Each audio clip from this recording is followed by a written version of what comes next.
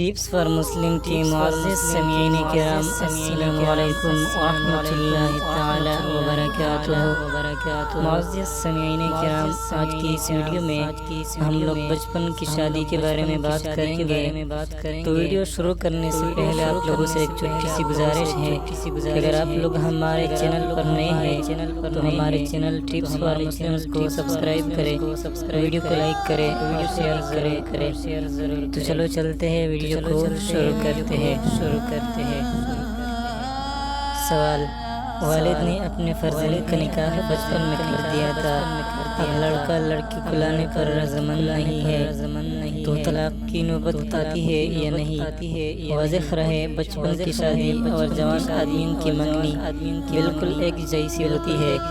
منگنی میں بھی 40-50 آدمی آتے ہیں، ایک دوسرے کو دینے کا اقرار ہوتا ہے، مہمانوں کو کھانا کھلایا جاتا ہے۔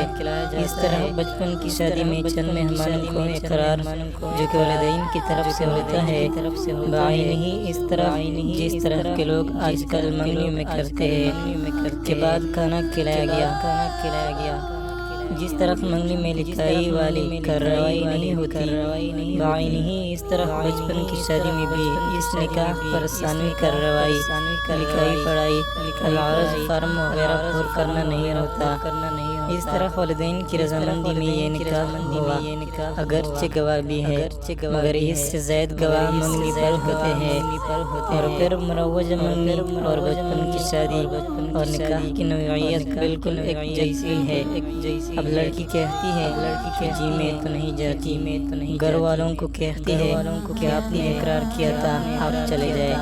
اور اگر لڑکی آنے کے لیے تیار ہے تو لڑکا لانے کے لیے تیار نہیں۔ اب کیا کرے؟ طلاق ضروری ہوگی یا اس نکاح کو بچپن کی وجہ سے کوئی اہمیت ہی نہیں اور طلاق کی بھی ضرورت نہیں؟